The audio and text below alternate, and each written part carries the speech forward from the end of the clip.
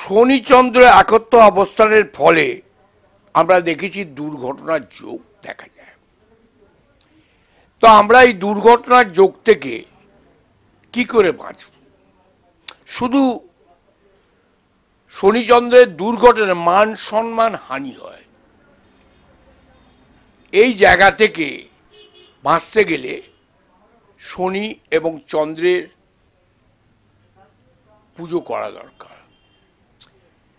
চন্দ্রের কিন্তু শনিচন্দ্রের সঙ্গে শুধু দুর্ঘটনার যোগ আমরা দেখতে পাই না, মহিলা সংক্রান্ত ব্যাপারে জড়িত হতে পারে এবং এই শনি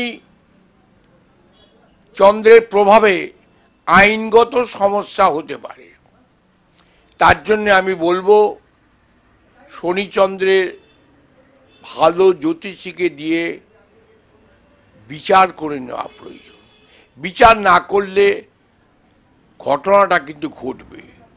চন্দ্রের খারাপ যেমন ভালো হয়, এই চন্দ্রকে নিয়ে আমরা কালচার করে দেখেছি। চন্দ্র ভালো, তুমি একটা বাইক কিনে ফেললে, চন্দ্র ভালো, হুট করে একটা মেয়েকে বিয়ে করে ফেললে, তারপরে কি হবে? হয়তো বাইকটা কিনলে তার প্রিমিয়ামটা দিতে পারবে না।